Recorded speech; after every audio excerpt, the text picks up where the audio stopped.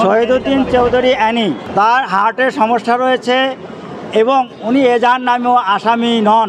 কিন্তু দুর্ভাগ্য হলো সত্য যে এই অসুস্থ মানুষটাকে 7 দিনের, এই 3 জনকে 7 দিনের রিমান্ড দিয়েছেন। শহীদুদ্দিন চৌধুরী অ্যানি সাবেক এমপি 1903 জন আসামিকে রামপুরা থানার টেলিভিশন ভবন ভাঙচুর ও হামলার মামলায় 10 দিনের রিমান্ড চায়।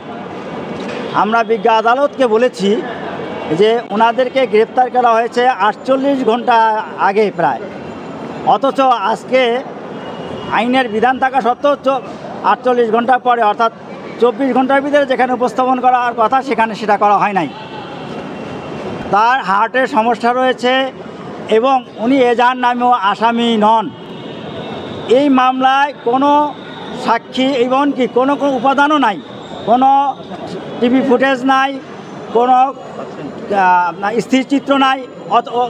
সেই কারণে ওনার বিরুদ্ধে যে রিমান্ড চাওয়া হয়েছে সেটা আমরা নামঞ্জুর চেয়েছি।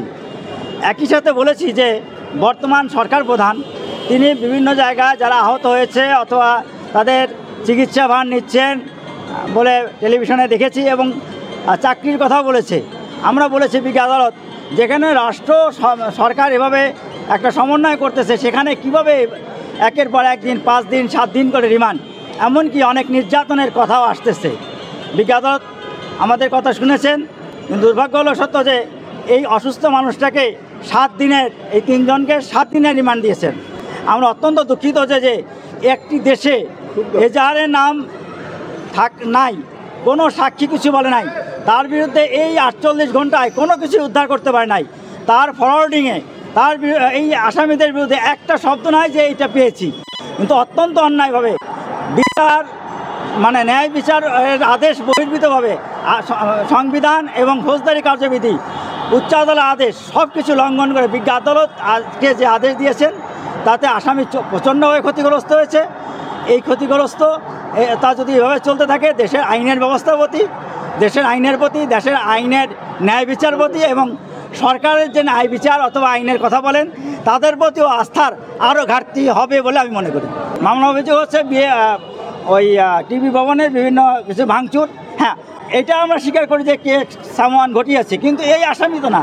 একটা বড় দুর্ঘটনা ঘটতেই পারে, সারা পৃথিবীতেই বড় বড় ঘটনা ঘটে, কিন্তু উদুরপিণ্ডি বুদর ঘরে চাপানোর সুযোগ নেই। যারা প্রকৃত অপরাধী তাদেরকেই ধরা উচিত, যারা ওই ঘটনার সাথে জড়িত না তাদেরকে অহেতুক হয়রানি করার জন্য, শুধু বিএনপি করার জন্যই যে তাদেরকে এইভাবে রিমান্ডে দেওয়া হবে তা কোনোদিনই নীতি কারণে নাই। এবং একজন নাগরিক হিসেবে, বাংলাদেশের নাগরিক হিসেবে তারা যেই আইনের যে অধিকার, all citizen are equal before law and entitled to equal protection of law, তারা সেই প্রোটেকশন পেতে পান নাই এবং রাষ্ট্র সেই প্রোটেকশন দিতে ব্যর্থ হয়েছে।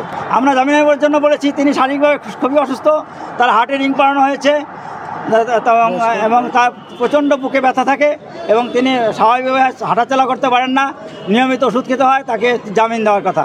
বিজ্ঞ আদালত সেটাও নামঞ্জুর করেছেন এবং একই সাথে একেবারেই আমাদের আশার বাইরে যে 7 দিনের রিমান্ড দিয়ে দিয়েছেন।